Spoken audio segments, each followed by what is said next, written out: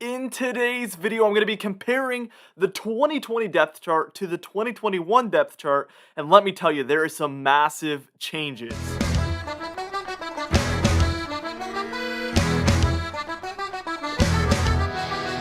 Now, before we get into the video, I wanted to mention that if you destroy the like button, we will win 10 Super Bowls in a row. But if you don't hit the like button, we're going to go 0-17, 10 years in a row. So please like the video so that we're not the next Jets. I'm going to move really fast in this video because we have a lot of positions to go over. The red X's and the check mark basically indicate which positional group was better from 2020 or 2021. Obviously, the red one's the bad one. The green one is the good one. We're not going to be including every single player I think will make the roster this year. There will be some depth players that are left out, but all of the very important players will be included. So let's go over the quarterbacks first off. And in 2020, our starting quarterback was Cam Newton. I think it'll be the same thing in 2021. Now, at number 2, we had Jarrett Stidham, and I think it's the same thing in 2021. So there isn't any huge differences there, except for at number 3, where in 2020 we had Brian Hoyer, and in 2021 we have Mac Jones. And obviously having that young developmental quarterback that is very talented is a step up from Brian Hoyer. I also think Jarrett Stidham is going to be a little bit better because he's getting another year in the system, and same story with Cam Newton. So I think all three are improvements for 2021. That's why we get the green check mark on the right side of the screen. Let's move on to running backs. Now, in 2020, we had Damian Harris, Sony Michel, and James White. And then beyond that, it was pretty much just a question mark. So that's basically the only three difference makers we had at running back. This year, we have Damian Harris again, we have Sony Michel again, we have James White again, but we have Ramondre Stevenson and J.J. Taylor, so we have a little bit more depth on the backside of that. Adding Ramondre Stevenson, I think, is huge because he plays a different type than we had last year. You know, he's that bruising running back. We didn't really have anybody that could do that last season, so getting him on the team is a big upgrade in my opinion, and that's why 2020 gets the nod on this one. Now at fullback, we had Jacob Johnson. We have Jacob Johnson again, but people think that Dalton Keene could potentially step in at fullback, so I think that will be an upgrade here for 2021. Wide receiver is clearly an upgrade for 2021. Let me just run it down. I'm just going to go from 2020 and then I'm going to go over 2021 separately. So Demare Byrd obviously was a talented player for us, one of the best wide receivers on our team. N'Keal Harry didn't really make too big of a difference. 300 yards, 2 touchdowns. So he had his moments, but it was really just not first round wide receiver worthy. Jacoby Myers had a great season, and then Gunnar Olszewski had some good moments as well. All in all, Demare Byrd and Jacoby Myers were pretty good, but outside of that, this was probably one of the least talented wide receiver groups in the NFL. But we move over to 2021. We have Jacoby Myers, and I have him as the number 1 wide receiver. I think he's going to take a big step this year as well, just like he did last year, and have another season above 600 yards, probably have multiple touchdowns because he still hasn't received a touchdown in the NFL. At number 2, we have Nelson Aguilar, and he's a free agent signing that we had. And I think he's going to bolster this group for sure, especially at the number 2 wide receiver. That's a great place for him. Kendrick Bourne as the number 3 or slot wide receiver. This is another huge addition and a huge upgrade at that position, and I think he could have a good year. N'Keal Harry, number 4, and then Gunnar Olszewski at number 5. This is clearly a more talented group this season, and I think they're a pretty middle-of-the-pack wide receiver group at this point, probably around the middle of the league as far as talent. So I think that's a big upgrade there for 2021. Now, one of the biggest improvements, if not the biggest improvement for the season of 2021, and this is especially important for a team like the Patriots that have historically had good tight ends, and really that's what they've relied on with the offense. In 2020, they had Ryan Izzo, Devin Asiasi, and then Dalton Keene. Then in 2021, we brought in Hunter Henry and Jonnu Smith, so that's number 1 and number 2. I don't really necessarily know who will be number 1 or number 2. I think Hunter Henry gets the nod as the number 1, but it really could go either way. Regardless, they're both very talented, so we will have 2 really good tight ends on our team. And then we still have Devin Asiasi and Dalton Keene. So basically, we replaced Ryan Izzo with 2 really good tight ends. Huge improvement there for 2021. If you haven't noticed already, there's a lot of improvements this year.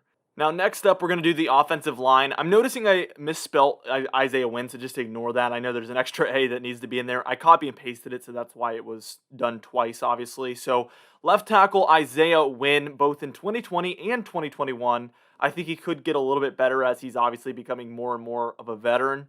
So, I think that could be considered a slight upgrade just there from him. Left guard Joe Thuney is our biggest departure and biggest loss this season. We kind of are replacing him with Michael Onwenu. I think that's how you say his last name. He played right tackle for us last season. This year he'll be moved to left guard, I think. If not, Shaq Mason might be moved to left guard. Then, Michael Onwenu would play the right guard position. You can mix and match that. But I think Michael Onwenu isn't that big of a downgrade. He had a really good season. And I think as an interior offensive lineman, he might actually play better to his strengths. So that's a downgrade for sure. And that's the only downgrade on this list right here that we're seeing. But I don't think it's enough to overcome some of the additions or the one addition that we have upcoming. But let's first off go to the center position where David Andrews re-signed. So we have David Andrews again. Shaq Mason, like I said, could play left guard, but regardless, he'll be starting at one of the two guard positions. I have him at the right guard as he was last season. And then at right tackle, that's where Michael Onwenu played last season, but we got Trent Brown back, who was a great offensive tackle for us just a couple of seasons ago. He had an okay season with the Raiders last season and a really good one but the year before that. I think he's a great tackle, and honestly, I think that's enough to outweigh the Joe Thuney departure, especially considering the fact that we're able to just fill in the gap there with Michael Onwenu. I still think this offensive line will be upgraded because we have more of a pure tackle there at the right tackle position. He played like a monster when he played for us. I think it was 2018, and I expect very similar results. So that's why I have 2021 as an upgrade. That's the only one on this list that is debatable so far, in my opinion. Somebody could make the argument that Joe Thuney was just so good that you can't even really consider it an upgrade to 2021. I think Trent Brown is a great addition, though.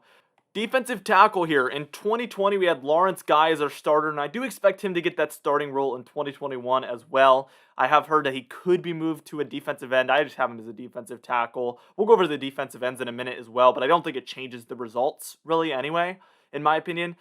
Behind him, we had Byron Cowart and then Adam Butler. Adam Butler was a big departure as well this season. I thought he was an up-and-coming star.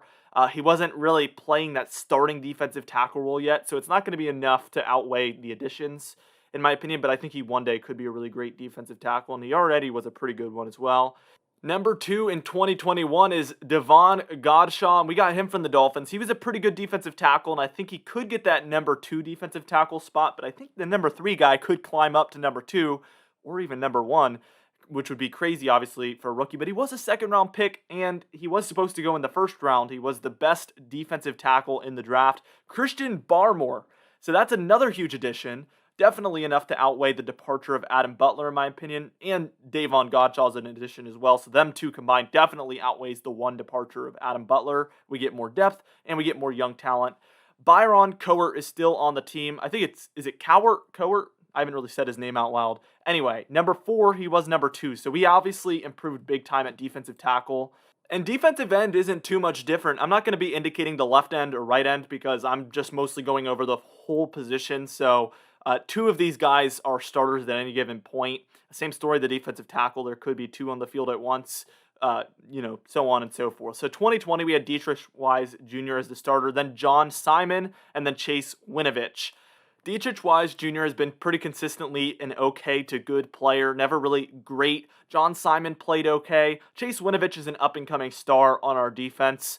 Let's go over the 2021 side. Henry Anderson is our number 1 defensive end, followed by Dietrich Wise Jr., so I think that could be our starting defensive ends. Chase Winovich is up-and-coming as well. He could be a little bit more in some more situations, but he's more of a situational pass rusher, sometimes plays more of a linebacker role, but I just see him more as a defensive end, and I think that leaves room for more of the linebacker talent to play more often, and Chase Winovich to play more often as well. And then we have Montravius Adams, and he could be a defensive end or a defensive tackle. He was originally a defensive tackle, but we have so many defensive tackles, and I really think it would be more useful to have him as a defensive end. So overall, 2021 gets the nod. Again, we got extra depth and some more talent at the position. That's obviously an upgrade. Now, some of the bigger upgrades are coming up as well. Outside linebacker, we had Terez Hall, Shalik Calhoun, and then Josh Uche. So that's obviously not the most talented group. Josh Uche wasn't ready to be the starting outside linebacker yet. It was his rookie year. There's obviously lots of issues with that 2020 outside linebacker group. There isn't many problems with the 2021 group, though. We have Matt Judon as number 1, Kyle Van Noy at number 2. This is another position where those 2 guys will likely be starting on either side. So one will be the right outside linebacker, linebacker. The other will be the left outside linebacker. I didn't feel like taking the time trying to indicate which side they'd be on, so I just have them ranked as straight up outside linebackers, and they could go to either side. Josh Uche still on the roster there. I think situationally he could come in a little bit more this season. And then we got Ronnie Perkins as well, a rookie. I think he could make the roster for sure and be a difference maker. He was an earlier pick as well, so that could be a future talented player. Inside linebacker was another position with massive improvements. 2020, Jawan Bentley had to be the starter basically, and it went pretty good. Numbers-wise, it went good. There was some situations where it was a little bit not so good. At number 2, we had Cash Maluia, and he was there. And then Inferne Jennings at number 3. He was a rookie, another player that has potential but just wasn't ready. Very similar to Josh Uche. Now in 2021, this group is bolstered. Let me just tell you, this group is actually insane. First off, Dante Hightower at number 1. Getting him back, he was an opt-out. So that's obviously a huge improvement. Now Jawan Bentley gets to be number 2, which is a good place for him to be. He was okay, and obviously the stats were really good at number 1, but at number 2, there's going to be less mistakes, and I think the numbers will stay pretty similar. Raekwon McMillan is also a player that has been good throughout his career, and I don't know what they'll do with him, but he is a starting caliber, should get playing time. He's good enough to where he needs to be on the field. And Fernie Jennings is still there, and then Cameron McGrone now, a rookie who I really like, and I really think he should make the roster because I think one day he could be a really, really good middle linebacker. So this is one of the better improvements as well. Probably, I think it's up there with the tight end group for biggest improved position. Obviously way better than 2020. Here's another one of those debatable ones, cornerback. And if Stephon Gilmore leaves the team, this one will be one where 2020 was better and 2021 will be a downgrade. But this is the only position where there's even a chance of that happening, in my opinion, because in 2020 we had Stephon Gilmore, and in 2021 I expect us to still have Stephon Gilmore. In 2020 we had J.C. Jackson at number 2, and in 2021 I expect J.C. Jackson to be number 2. And in 2020 we had Jonathan Jones at number 3, and in 2021 we will have Jonathan Jones at number 3.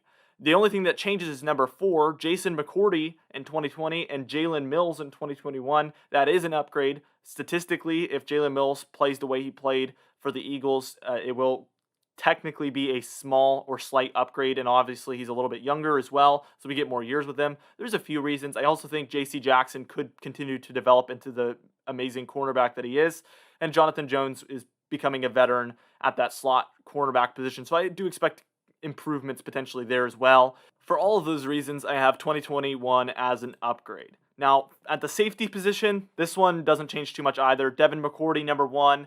Number 2, in 2020, we had Adrian Phillips. In 2021, I expect Kyle Duggar to take a little bit of a step up into that starting strong safety position. I feel like that would be a wise move at this point. After the strong season he had last year, at least give him a chance to be that starting strong safety.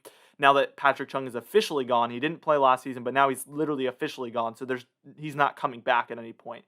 That's why I think they didn't originally give him the complete nod at that starting strong safety position, because you don't want to bring a rookie in, let him be the starter, and then take that away from him. I feel like that could be a confidence problem. So in 2020, Kyle Duggar was number 3, and Adrian Phillips was number 3 in 2021, in my opinion. Or will be, better yet. Number 4, Juwan Williams at number 4 in both years. But in 2021, we have Jalen Mills. Obviously, I have him at corner, but I also think he could be a great depth player if we need another good safety to step in. He played really good at safety for the Eagles, so I think he could step in and be that kind of extra security there at the safety position just to bring us a little bit more depth. So we get the nod here for 2021 as well. And then for punter and kicker, we had Jake Bailey as our punter and Nick Folk as our kicker in 2020. This year it's the same, except we have Quinn Norden, a rookie kicker that we went ahead and brought on, our only undrafted rookie. And that's the only reason I have this year as an upgrade at that position, because there is a kind of competition going on at the kicker position, and perhaps Quinn Norden could be better than Nick Folk and could win that job. That would definitely be an upgrade. I think also having that competition is going to help Nick Folk improve a little bit as well, because he's going to have that competition going on, so he has to win the job. So there's multiple reasons there as well why I have 2021 getting the nod. So yes, you watched this video correctly. Your ears didn't mistake you. I have every single position as an upgrade for 2021 from 2020. It's not a huge surprise after the draft. Obviously, they only lost a couple of players, which is rare to only lose as little amount of players as they lost in the free agency. and then they made massive free agent signings. On top of all of that stuff, which is already crazy, they had all of the opt-outs last season, the most in the NFL. I think the Patriots were the most impacted NFL team from COVID, both players getting it and also players opting out. We had the most opt-outs, like I said, and the most impactful opt-outs as well, and they're all coming back. So all of these things combined pretty much tell me that it makes sense why every single position has been improved. And if you disagree with any of these, let me know. I think the only ones that are debatable, like I said, is cornerback or perhaps the offensive line. But outside of that, I think it's pretty obvious that we've upgraded at every position. I really don't understand the narrative of people saying that the Patriots aren't going to win a lot more games this season. I think I would be beyond shocked if we only win one or two more games than we did last season. I think given the roster upgrades, it makes more sense. It makes the most sense for this team to win 10 plus games. Obviously, 3 or more game upgrade. I think 3 games upgraded from all of the moves made and all of the additions would be a disappointment, in my opinion. I think for this team for all of those signings to pay off, for all of this improvement that's been done to pay off, they need to win 11 or 12 games minimum to warrant all of the moves made, all of the money spent, and all of these players coming in. If that's not the case, I think the coaching staff needs to be questioned a little bit as to how good they actually are. If we can't see massive improvements here, because this roster went from probably being like between the 20th and 32nd most talented roster, so at the very bottom, to a top 10 talent. I mean, it's night and day. I'm not even kidding. I've heard reports as well from people who are a little bit closer to the practices with the team, with professionals, and I've heard them say the same thing. So I'm not just coming from my perspective here. I'm talking about things that I've heard from people who are a lot closer and have more information than I do as well. Let me know how you feel about all of these positions. Leave a comment down below because it helps the YouTube algorithm. Don't forget to like the video as well so that we win 10 Super Bowls in a row. 2 would be great too, but definitely 10 as well. And be sure to subscribe if you like Patriots-related content or just football or just me or literally any reason at all. Just subscribe. Thank you so much for watching, and I'll see you guys in the next video.